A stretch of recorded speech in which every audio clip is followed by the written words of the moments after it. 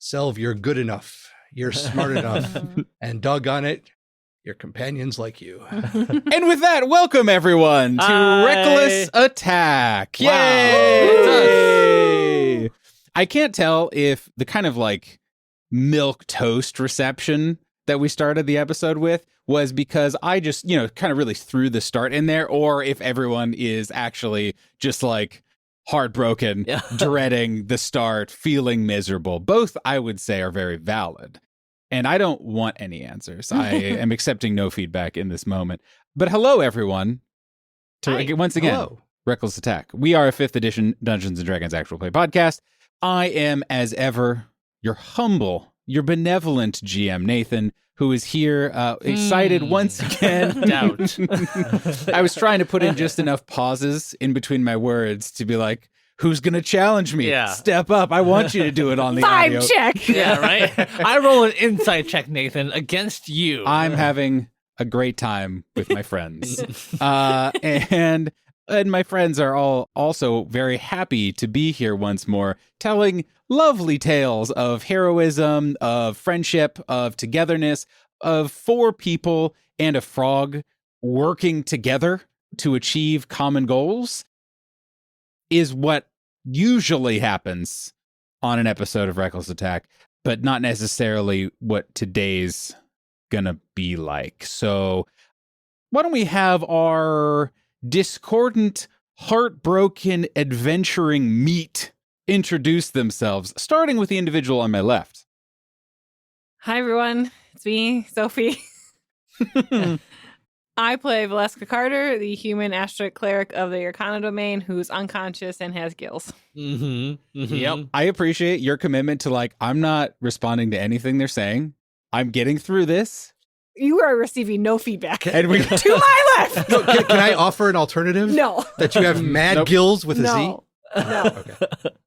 Hi, everyone. I'm Jonathan, and I normally play Checkers, the Grung Druid, and his trusty frog pals, Mango and Junior. But today, I am playing the extra spooky Checkers. and his extra spooky. Yeah, and his non-existent frog pal. We don't know about where Mango is actually. Well, his pal is this horrible creature at the bottom of the lake with tentacles and eyes and mind control. And I'm still figuring out if this is a trusty companion or not, but hopefully we figure that out by the end of this episode. I'm sure we will, one way or the other. And to my left. Hi, everyone. I'm David, and I play Casker and Brightmane, a Dwarven Sorlock. Yeah, I'm committing to it. I'm committing to it. I think with like 1 or 2 more episodes, it's gonna taste real nice. Yeah, okay, fine. And boy, mind control is rough, you guys. It is. I don't like it. And I'm also surprised we haven't seen it until level 8. Yeah, it's one of those things of like mind control as a GM is always kind of a weird vibe. Like I try not to do too much like stunning things or too much like you're just not doing anything for this combat. And now felt like kind of a time that I could just like, cool, we need to have at least like 1 fight in the campaign with like mind control, right? And whatever. Like, I am gonna do stuff, but it's going to be how much damage can I inflict upon cells, right, in the next 6 seconds. Yeah, exactly. And so now I will definitely be inviting, certainly, especially you, to really, really dig deep and find both the most flavorful and most highly damaging ways to describe your incoming actions. Speaking of cells. Hello, everyone. My name is Steve, and I am, as always, playing Selv Asterlin, the Dragonborn monk, who has no qualms about stunning things and removing them from combat for a round. And a little bit worried because stuff seems to not be going our direction right now, but I'm hoping to turn that around with some fancy footwork and ideas. You're all in a bad spot. Those who are conscious and or in control of their full faculties definitely know this. you will find yourselves in a whatever the opposite of like a sensory deprivation tank it is, because there's a lot happening. The sound of intense waves and crashing water fills your ears. It is almost hard to hear what's going on, let alone see. It smells brackish and rotten. Every inch of this strange enclosure is wet and slippery and mildewy. And at its center is a strange creature bent on defeating and controlling all the meat that it encounters. Val was battered by tentacles. But before a final blow could be hit, a simple caress from the tentacle of this creature made her skin go pale and sickly and caused some new flaps to open. Ugh, what? No. In that she now appears to have gills and be breathing under this terrible, gross water.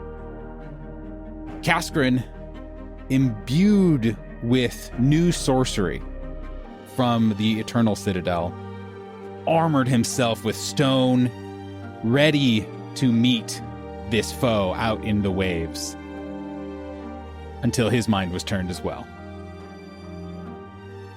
Now, one Gilder stands in the middle of this horrible cave. Selv Asterlin is by himself, and he sees eye after eye after eye after eye widen and turn towards him.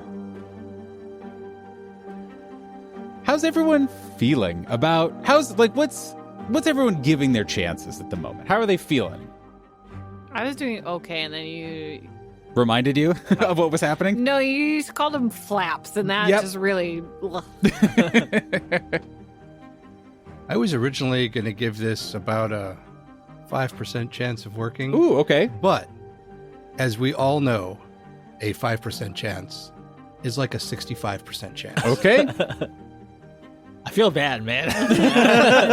Doesn't feel nice. Right, it Yeah. doesn't feel nice. Yeah, I mean, we end up in this situation kind of a lot where Steve/Selv is the only one, who can do anything. He's the only one who can save us. And it's worked out so far, It is, right? no matter the campaign, no matter the world, no matter the character, it is just always Steve's character is there fine by himself, doing something and surviving. Must be that 35 years of D&D Yeah, experience. right. Yeah, we're not quite there It kind yet, of bleeds I guess. through, doesn't it?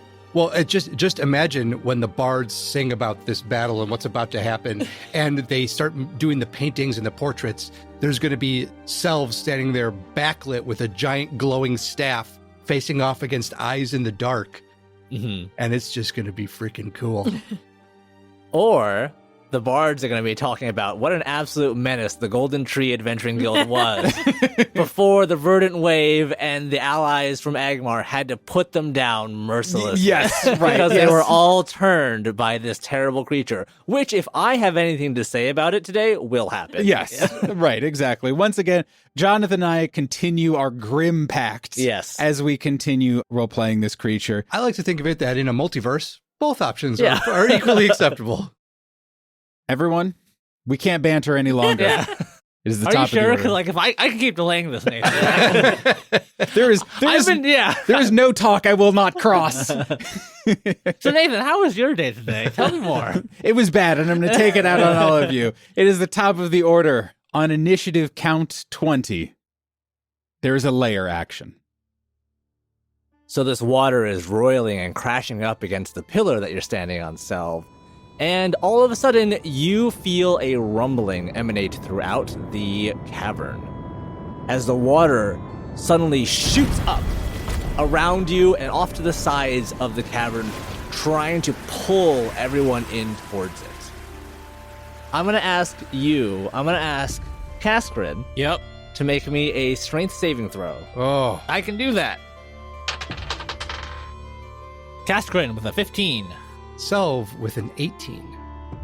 As the water rushes over the two of you, threatening to pull you in, both of you do manage to stay firm and where you are, although you are now soaked in this fetid, filthy water. Val, it is your turn. Could you give me a death saving throw? We haven't had one of these in a little while. That's pretty fun, huh? Have we had one of these on the? I think We've had it at least once. I've definitely rolled one. Yeah, I was gonna say. I think Kaskrin's rolled one. I think maybe you've rolled one, Val. That might be it, though. I can't remember. Get in the comments. Tell us. I've changed to Starbuck. My other die have betrayed me, so Starbuck. I'm putting a lot of faith in you. This one now. Are you committing to a yeet free lifestyle, or is it we'll play it by ear? It's a chance of the die. All right. Yep. Jonathan, maybe lean away a little bit. Okay. Clear my Yep. space. mhm. Natural 20. Ooh. Oh. Wow. Natural 20 Natural 20. Starbuck, I love you. on a Starbuck On die. a Starbuck die. Well, For my first death save. Sophie, Yes. are you aware of what happens when you roll a natural 20? I Hey, everyone, let's not blow past this. Yeah. When there is one party member left, when you, the healer, roll a natural 20 on one of like 4 death saves we've ever rolled in the entire history of this podcast, do you know what happens? I believe I stabilize and get 1 hit point. That is correct. Oh, fuck Mhm. yes. That is correct. Wow. And That is fucked. There are like Yeah. tears of joy in This my is eyes. not on the bingo card. Yeah. I'm not upset. I'm not upset. I'm just like, what's the amount? Like, how can I react to this? Yeah. This was the 5% chance that we Yeah. needed. Yeah. Exactly. Well, I mean, I guess that's literally. This Yeah. is the Doctor Strange. There is 1 chance. I Yeah. guess so. It's Val always needed gills, Yeah, right. and now she just rolls 20s from now. Okay, Wow, you can Wow. breathe underwater. Like, you're totally fine. that's Val still can't swim very Fucked. well. that's fucked. And I am. I'm just gonna be maniacally giggling over it. before the last session started, I can't remember if we talked about it on air, but I told everyone where it's like, hey guys, this is like, it's a level appropriate combat, but like, it's gonna be hard. Like, it could go a lot of ways. It's not your environment. And obviously, like, Checkers, the aquatic character, and Mango are not here for it. And then we got left with, like, literally dude made out of rocks and then put more metal on top of him as, like, Very nice. the guy, which, again, great choice most of the time. And even now, it's like, all right, cool. Like, Steve, a lot of it's going to kind of be on you because you're going to be the person up. So, like, you know, make your actions count. And then fucking here we are. So I don't know what to do. But we'll get to it. You have a round to think about it, Val. So please. Oh, that's it. That was my turn. Is that the end of your turn, Oh, okay. unfortunately. That's fine. But I'm going to ask for 2 things. Yeah. Well, actually, I will say 2 things. The first is, what the fuck happens? Because you are underwater, you are infected with something that is turning you into an aquatic creature. You are right next to a horrific monster that is trying to rip apart your mind and your friends and all of this other stuff. And then Val wakes up, which is nuts. Yes. What the fuck happened? What? So I am going to say that Valkyrie has something to do with it, where she goes unconscious and she expects to go to like the Mind Palace library. But instead, she is like thrown into almost like some type of like sinking ship. Valkyrie is there like with the energy of like get to the escape pods kind of thing, where it's like you have to act quickly, you have to pull whatever energy you have in these like dying moments to get back. You find yourself on this boat waves are crashing. You can't see the hands in front of your face practically, and you just hear this voice calling out these orders to you of insert nautical term here of fasten the mid-mast and whatnots. And you just find yourself doing it and following the orders until very suddenly just Valkyrie is in front of you. He just places a hand on your shoulder and looks at you and says, Val, you must not let my brother in. And he just like pushes you off the side of the ship. Boom, you're awake. And I think in that, Val wakes as she hits the waves and like sucks in air. And it's different. There's water rushing in from the sides of her neck, and I think she instinctually grabs it and feels what's happening, and I think starts to thrash and swim, but then feels the immediate absence of burning lungs. Awesome. Because she can breathe, and starts to like look and see what's happening around her, and then immediately goes still. Okay, a few things are going to happen.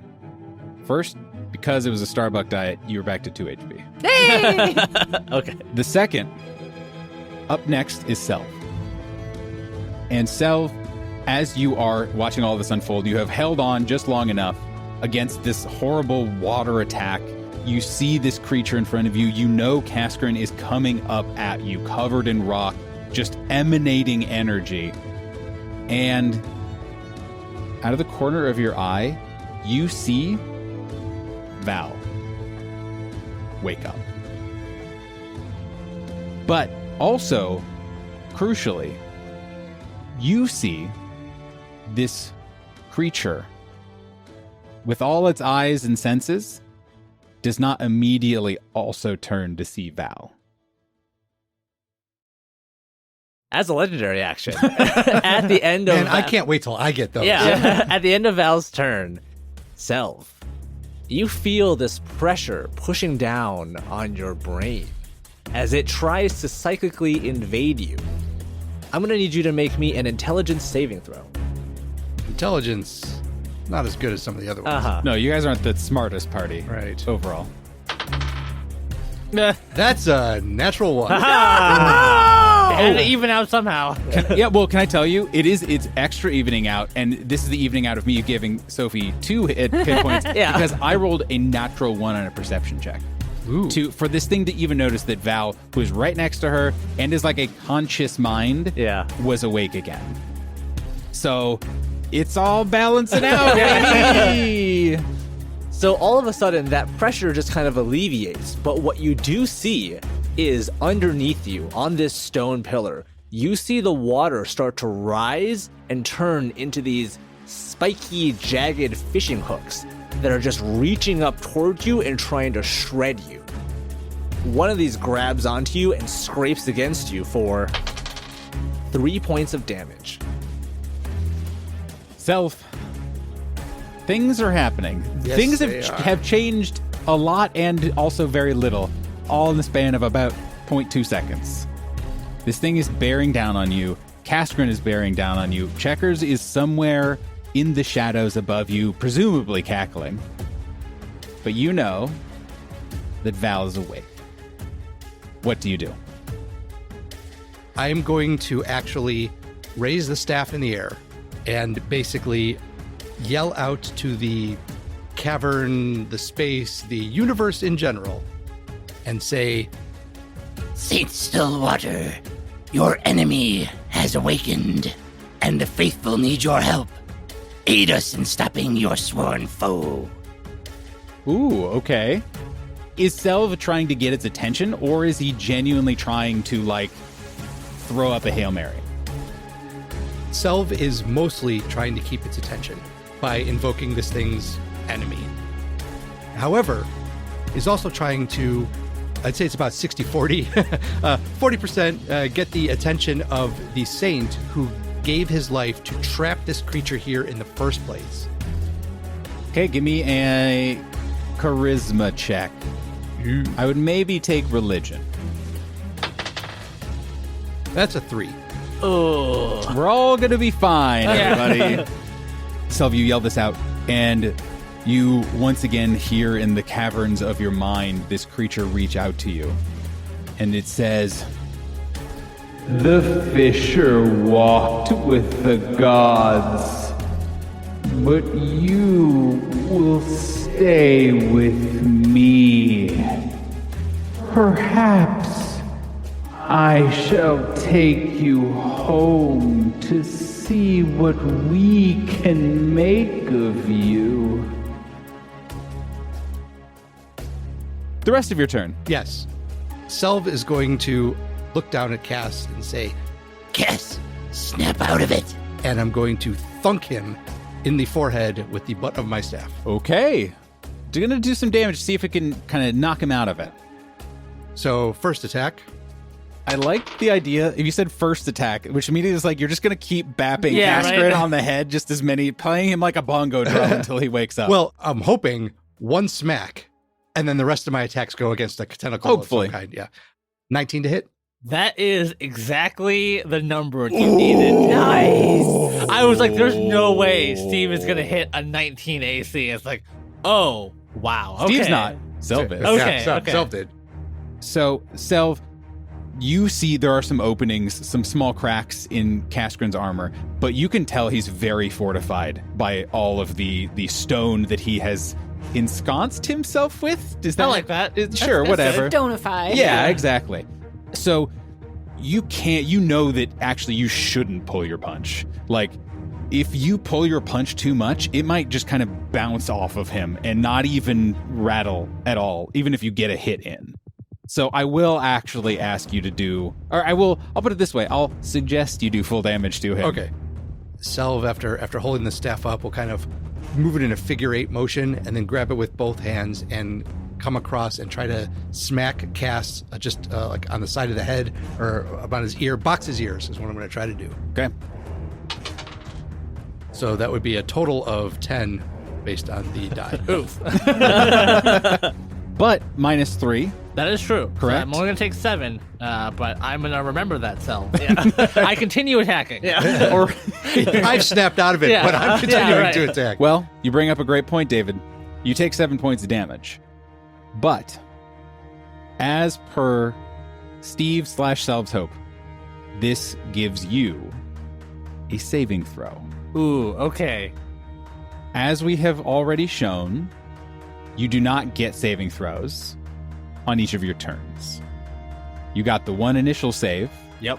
and now you've gotten this one for being damaged. So what I'm saying is maybe make this one count. Yeah, right. I am going to use my inspiration for this one. I That think- seems pretty good. I Seems would say pretty that's alright. a pretty great choice. Yeah. Yes. All right, let's see. Ooh, all right. One was a 6. The other one was a 19. All right. David, please describe the moment that Kaskrin comes back. Yeah, and like throughout this, Kaskrin has been fighting his own battle. Like he's been swimming towards this creature. He's been in his mind beating this thing up. Because it's like, yeah, it's the enemy. But little does he know, he's actually been swimming back to shore towards Selv, like trying to grab onto Selv, drag him into the water. And all of a sudden, the image of this giant octopus monster with all of these eyes is replaced by the flowing robes of Selv Asterlin, the red and gold gi of his monastery. And Kaskrin just like, Selv? What? Oh, that fucker. Ooh, you're gonna get to swear. You're in trouble. All right. I see what you did there. And Kaskrin is going to like get ready to like kind of push himself off this pillar as if he's just doing a dive straight back at this thing. Selv, Cascarin has returned to his right state of mind. I'm awake and I'm angry. Yeah, and Cascarin... and not at me. Yeah, right. Yes, okay, good. Cascarin said a cuss. Yes. And Val is awake and thus far undetected under the water. I will take my second attack and try to use the Fists of Unbroken Air and try to punch this thing in the eye, in the tentacle from a distance. Anywhere that you are able to Yes. with your 15-foot reach. Indeed. I am so upset at how this is going. I can't believe this. So the second attack, 13. That is a miss. In that case, I'm going to use a key point to do Flurry of Blows to get 2 more attacks. 8 No. or an 11. No. Okay. You hit when it really matters. Yes. So Yeah, I agreed. think you're doing great. So the next thing I'm going to do is get out of these incredibly pointy fishhook type things that are apparently surrounding Selv. Selv will kind of slide his foot back to get as much distance as he can and leverage to be able to sprint to the edge of this 5-foot pillar and then put his foot on the edge and leap off, do a quick little like tuck in the air, and land on the rocks that had fallen from one of the previous traps. As a legendary action. This thing has had enough of your nonsense, Selv. You have dodged the rocks that have fallen upon you. You have woken up its prey, and now it is coming after you. So a tentacle covered in barbed fishing hooks juts out of the water and tries to grab onto you. That's a natural 1. What? What is happening?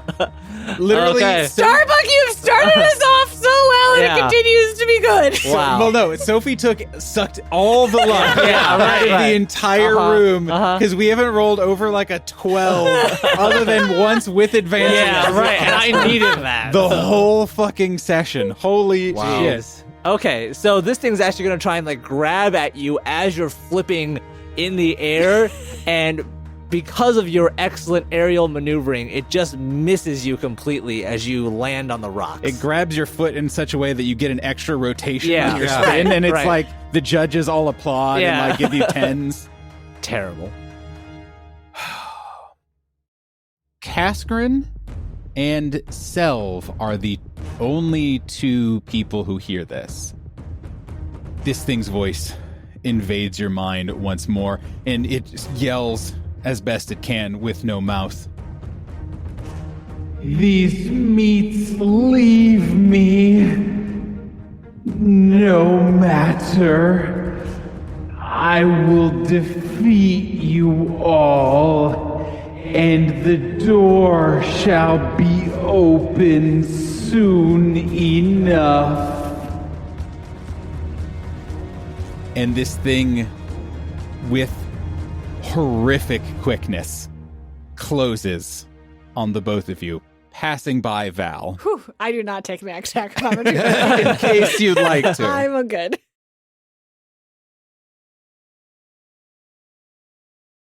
And now, a word from our sponsor.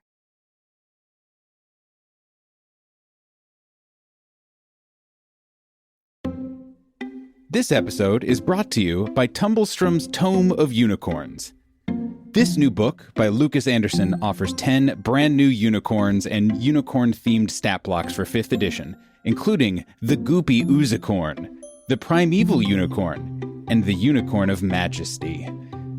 Each is accompanied with lore and plot hooks to inspire GMs using them for their campaign. There's also a section of unique magic items like the Bow of Fecundity. That's fun to say.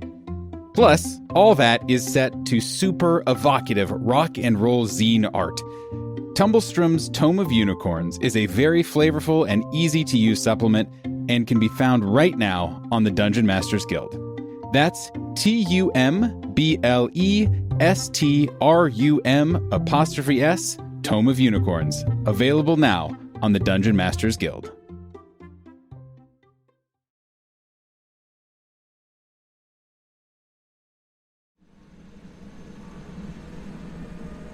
Hello, this is your pilot speaking. I would like to welcome you to Reckless Airlines. Our total flight time for this episode is approximately 1 hour, and we will be cruising at an altitude of 2,000 frog stacks. In a little bit, the flight attendants will be by with complimentary clips and excerpts from previous Reckless Attack episodes. We know you have a lot of choices when it comes to 5th edition Dungeons & Dragons actual play podcasts, and we would like to thank you for choosing ours. If you enjoyed your experience during today's episode, please be sure to fill out the in-flight survey and leave us a rating or review, or tell a friend. Book your next flight with us at www.recklessattack.com, and thank you for listening.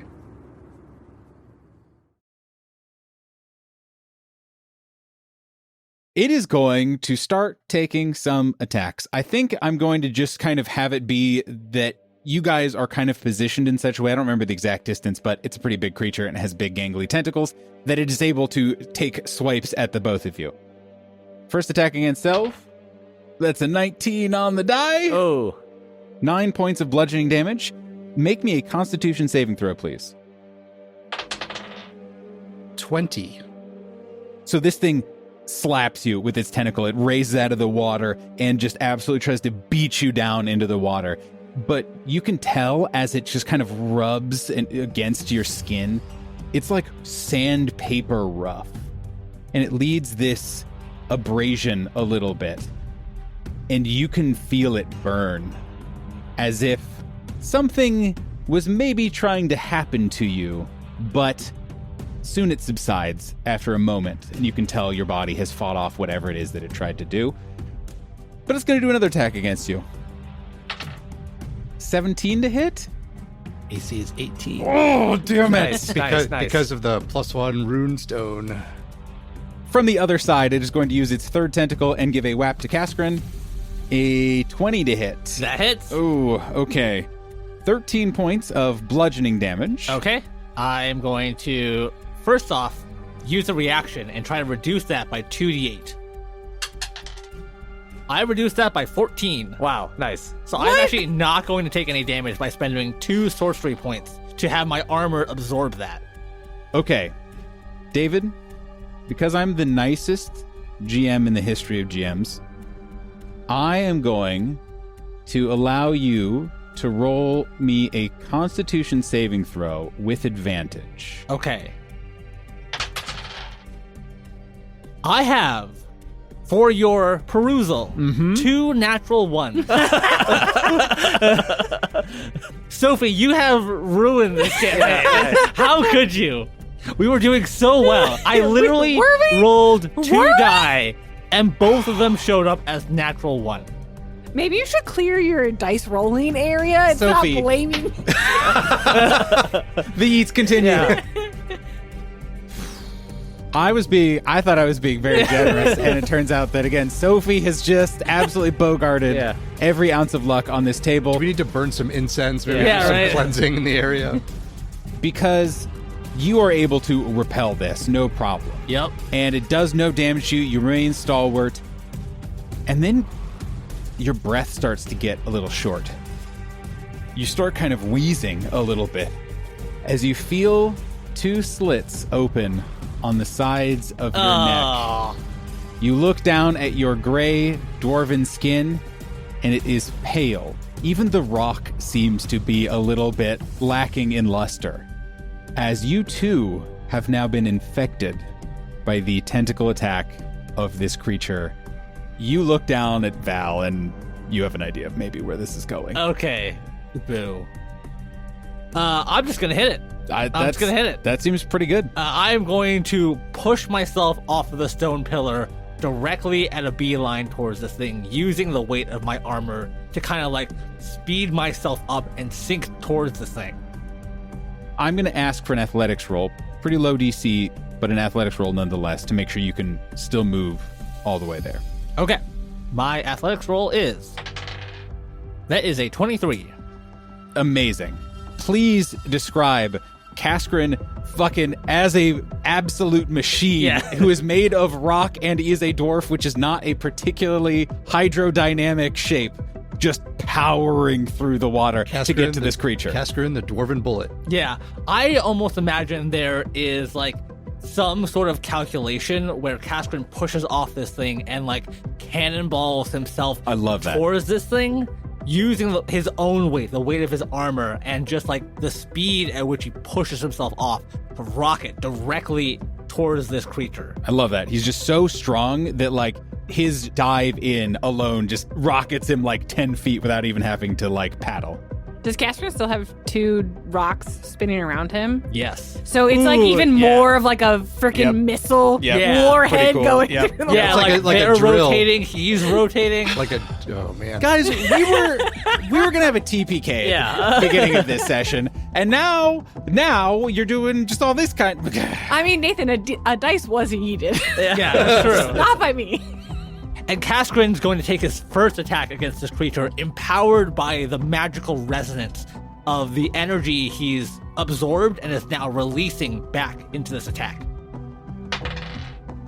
18. That hits exactly. Oh, nice.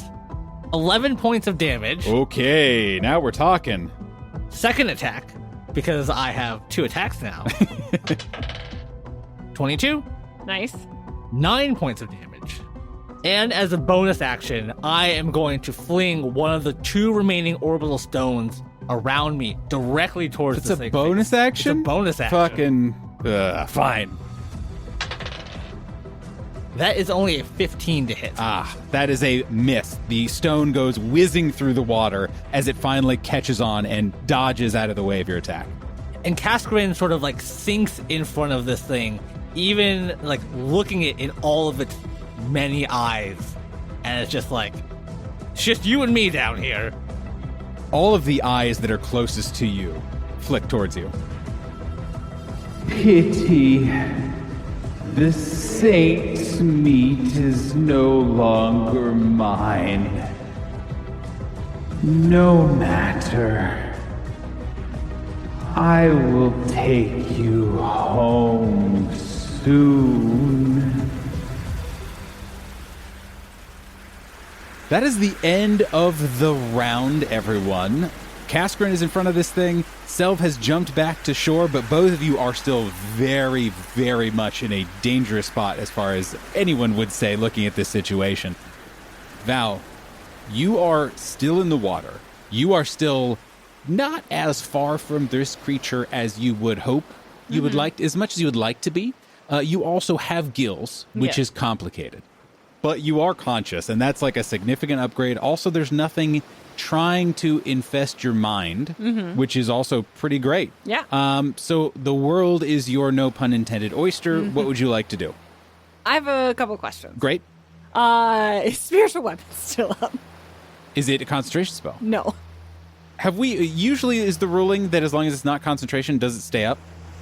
I think we've done it in the past potentially, but I don't know. Because I feel like I've asked this question before, but I don't remember if it's because I went unconscious.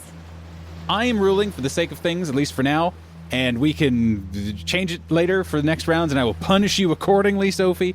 But for now, spiritual weapon is still up. It Great. is still the I think it was a spectral pencil. Yeah. Is still floating, pointing directly down to where the creature used to be. Yeah. Well, Nathan, if it makes you feel any better, I am actually, for once in Val's life, going to cast a concentration spell. Is it banishment? No. God, if I only had banishment. I know. Things If only. would be different. So Val is underwater, is mentally just like, I'm breathing through gills. This is what I'm doing now. This is And you can cast happening. underwater too as Yeah. part of this, which is, I would imagine, freaky, kind of Wild. weird. Yeah. But then she casts a spell that she isn't one of her go-tos, and she doesn't have her shield in front of her because she's underwater. So she grasps a necklace around her neck and almost like curls into a fetal position underwater. Val is going to cast Aura of Vitality. And as she casts it and the spell comes to completion, she feels this warmth and this almost like bubble burst forth from her. Normally you'd see this like light blue glow around her. It's a faint aura. It's not like this direct light. But the water is so dark and so dirty that she can only really see like her hands tinted in blue. Like it's not this glowing beacon of hope that she wanted it to be, because it's just gross and dark and very sad underwater. She is out of range of this creature, correct? In terms of getting an attack of opportunity? Yes. Yes.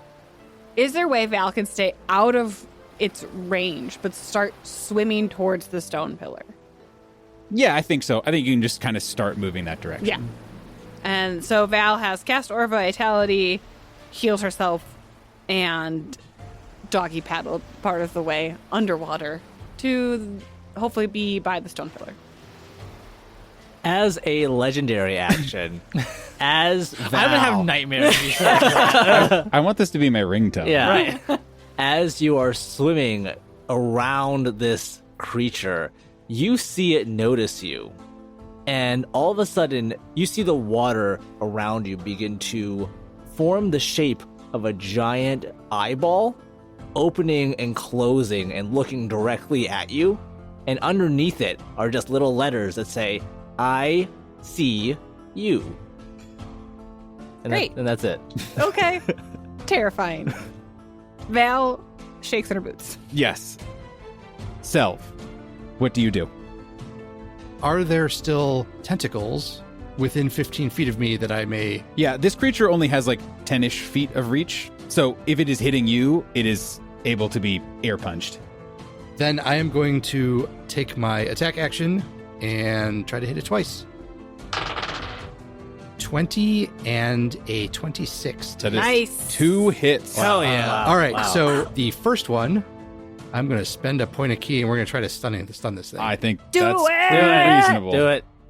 Really felt like a Jawa there. Like, Yeah. Oh, the sand, yeah. Sand people. Ah!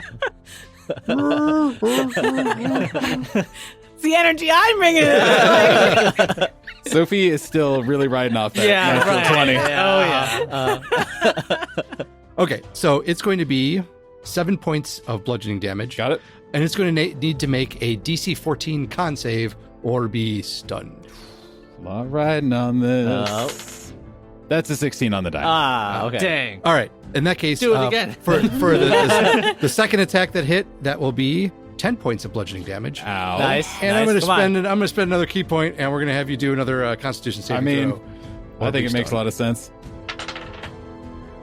That's a 3 on the die. Oh. And a failure. Nice. Fuck. Selv gives these quick 2 bursts of air. The first one connecting and kind of knocking a tentacle to the side, which gives a little more room to get more towards the base of the tentacle.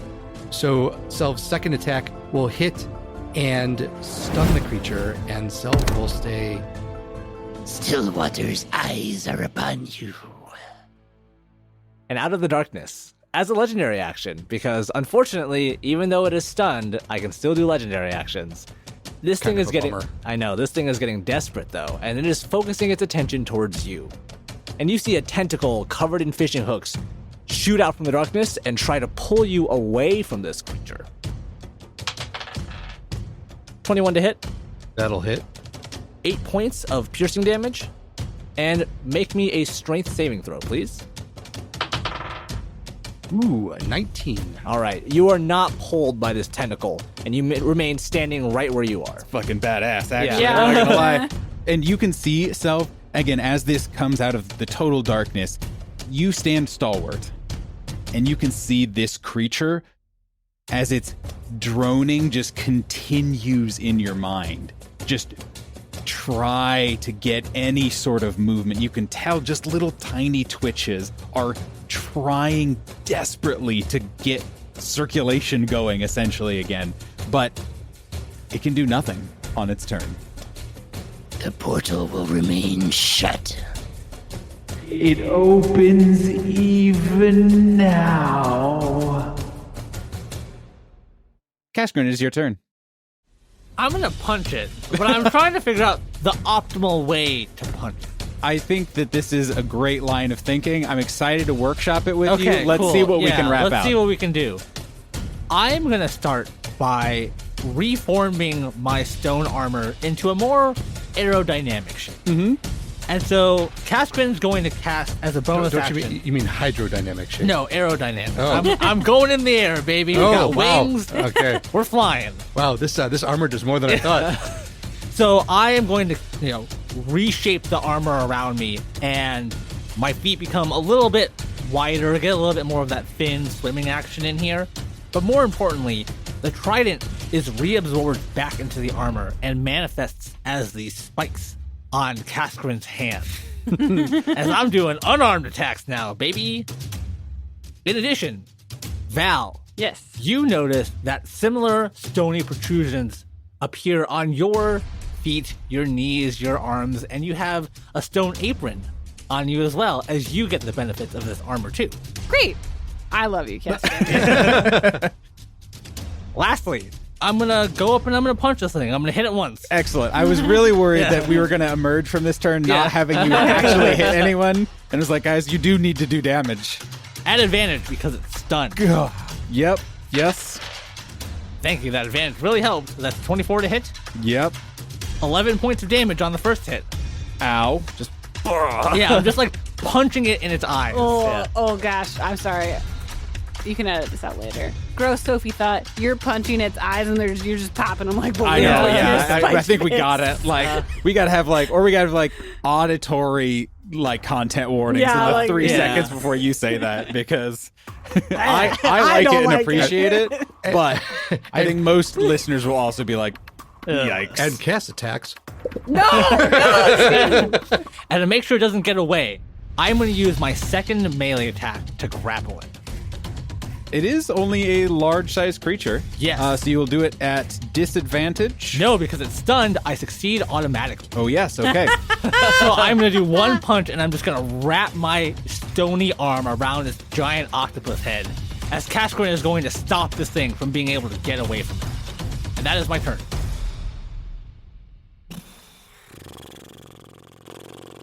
I was going to kill all of you guys tonight, but at least I have one small consolation, which is I know there's one more legendary action. Yes, as a legendary action, this creature is trying to pull you off of it so that it can get away. A tentacle covered in fishing hooks reaches out towards you and tries to hit you. Okay.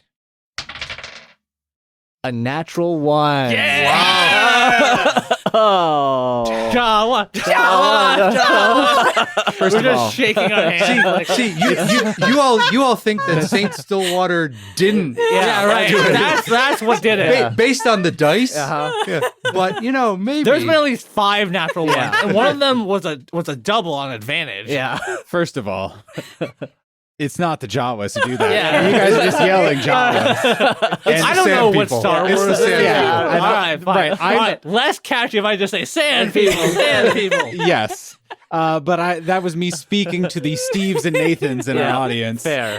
Second, Jonathan, what did we do wrong? I don't know. I didn't come up with enough fun ways to intimidate people with shape water. Did we? I really should have made fun of Casgrin more, maybe Selv more, just hurt their morale a bit. Yeah, was there some sacrifice that we should have done, or a prayer? I don't Okay. know. All right. I don't Well, know. that's the end of the round. As a lair action, this room begins to fill once again with the psychic energy emanating from this creature. All of you now can feel the pressure squeezing your puny mortal heads as it tries to invade your thoughts and your mind. I need everyone to make me an intelligence saving throw, please. Selv with a 21. Oh, Nice. nice. Casgrin with a 7. All right. Val with a 16.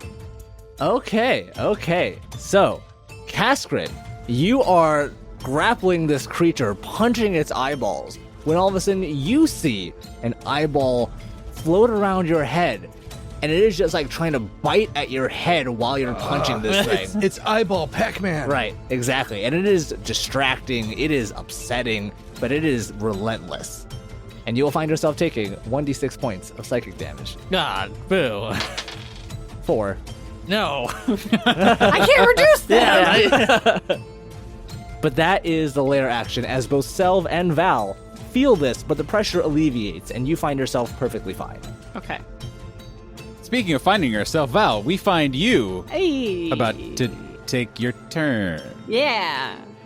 It's true. Val will start with a bonus action from Aura Vitality to heal 2d6 points, hit points. Seems good. 3 hit points. I mean, Yep. Slowly every but little bit surely. helps. And Val will continue her 15-foot swim to behind the pillar. On her way, she will cast Guiding Bolt at the squid creature Ooh, okay. with advantage. Yes. Because it is stunned. And what level are you casting guidance? I'm guessing this is 1 because I have learned my fucking lesson about blowing high-level spells on a scent appeal. I mean, this is much worse than a Yeah, sense appeal, yeah. so I don't know. Well, also, I want to keep my Revivifizer out. And now that, I think, is pretty yeah. reasonable. All right. Yeah. Okay. A 22 to hit. That is a hit. 13 points of damage. Ouch. Nice. And it actually glows a bright blue Cool. because it's Guiding Bolt. So, enough said. As a legendary action. Once again, the tentacle comes flying towards you, Cascarin, as it struggles to pull you away from the creature. Can it not? That's only going to be a 16. Ha, it can't. Apparently it can't. It's just like scrabbling against your armor, trying to find purchase against you, but it's failing to connect. Yeah, I'm And too aerodynamic now. Yeah, that's true. That's Not true. hydrodynamic, aerodynamic. It's that one floating stone he said. Yeah, that. right. Just like blocking it. It's just bouncing yeah. in between Yeah, right. everything. Yep. Yep, perfect. And that's my turn. I'm going to start off with a couple of Fists of Unbroken Air. 19 to hit, That is a hit. 10 points of bludgeoning damage, Ow. and I'm going to spend, I believe it's my last key point, to do the Stunning Fist and Stunning Strike, and we will see if it gets locked up for an additional turn. I gotta do math. DC 14? 14. 15, baby!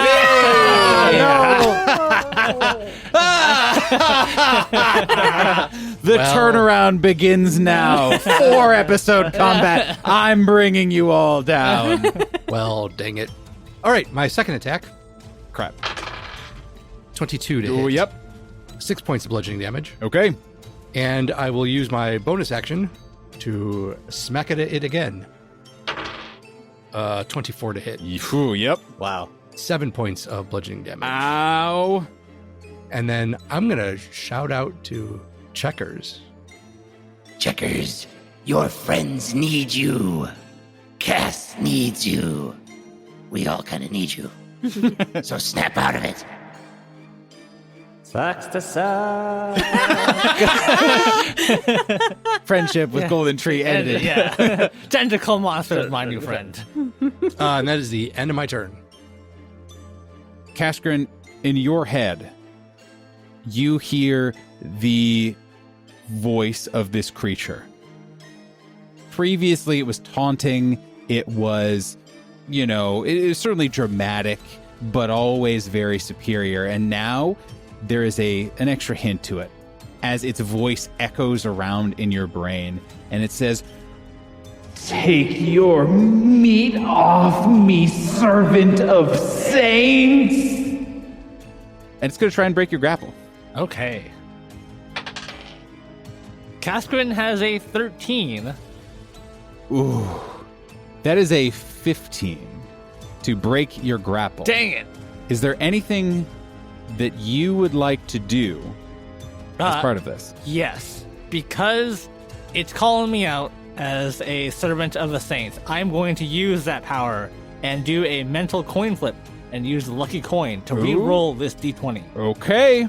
So this thing, you can tell it is slipping away from you, and it is scrambling. It is so slippery and gross and slimy that you know that you wouldn't just be able to hold on to it. But, That is an 18 to maintain the grapple. So it's like wriggling away, just about to break free. And like, I'm imagining it. It's like reality has told you, Cascarin Brightmane, this thing has escaped.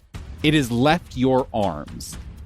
But you do something to change that reality. Describe it, please. There is a moment where Cascarin realizes, like, he knows he's let go of it.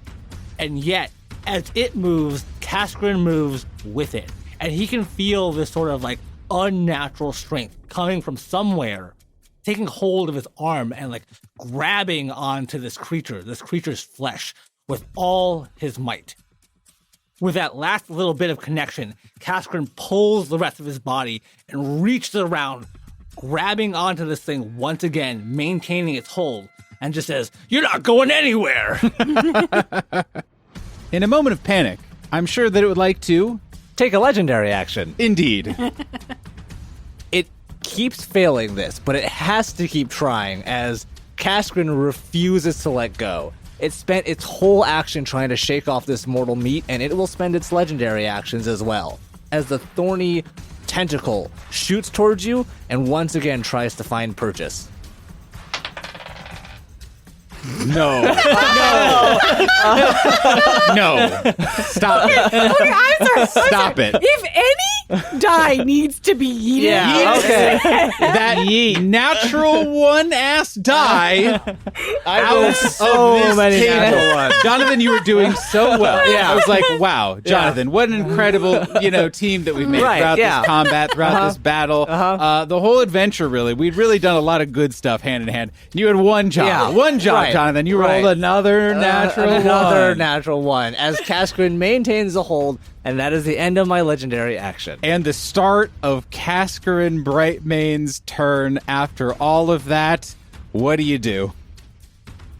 We've been through a lot, you guys. There's been a lot going on. Cascarin has found himself with this creature's multiple eyes, weird squid body thing just in a headlock.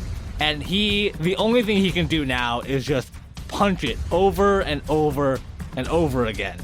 And so that's what he's gonna do. He squeezes with his arm to make sure it doesn't try to get away again. And he's going to take his first attack. 24 to hit. Yep. Ow. That is 6 points of damage. Oh, okay. Second attack. Same number. 8 points of damage for 15 total.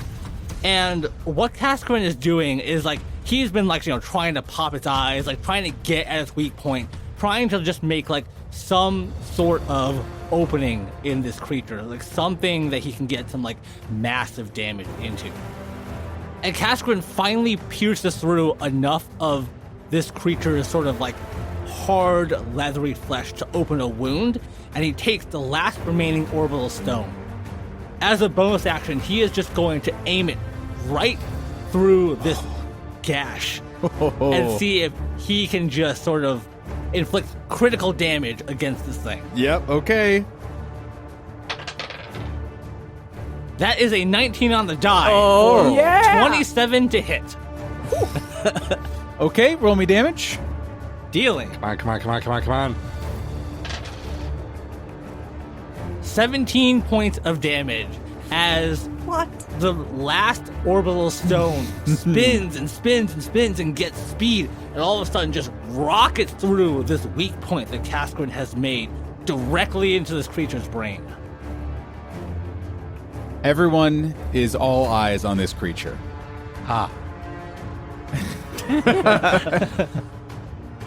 You have been throwing what you can at it. You have exhausted almost all of your high-level resources. You have pulled out all sorts of bags of tricks to just stay in this fight a little bit longer. And you see Cascarin do something under the water. And then you all see the tentacles spasm and shudder, and all of the waves kick up even more. Finally, everyone in the cavern hears this thing's voice. And it says, All this time, never returning, no matter. My siblings, they come for this plane soon. The war will begin.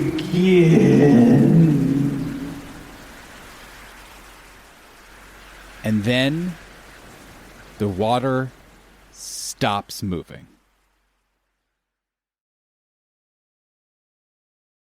As a final legendary action, at the end of your turn, Kaskrin, you see the shape of the water around you take the form of Checkers, the grung druid.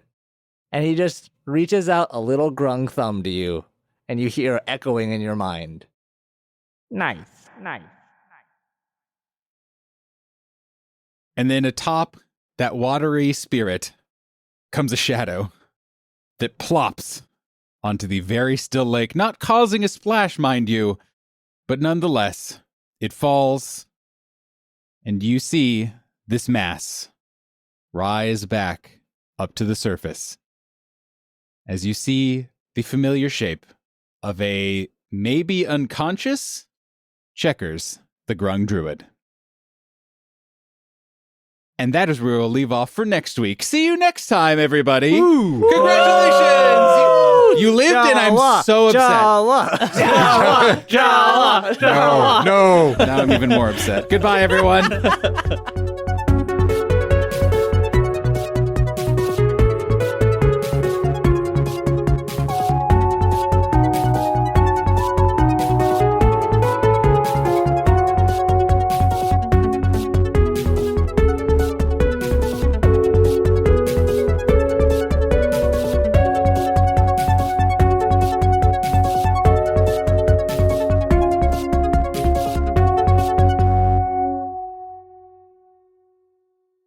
I'll start by But- apologizing for my misuse of Jawa. Yeah. I will not. First of all, I'd like no to. respect for Star Wars. I'd like to. I see, gotta edit that out. I see them now clearly in my mind of the Jawas and then the Sand People, and I am deeply sorry. Yeah. This is where the hate mail starts coming in. I know. I'm right. I'm right. You're all wrong. Yes. It's Utini versus Jawa's just way more fun to say than Sand It's People. true. It's That's true. I need to raise my arms right now by screaming Jawa. Like, Yeah. yeah, that's how it works. Houtini.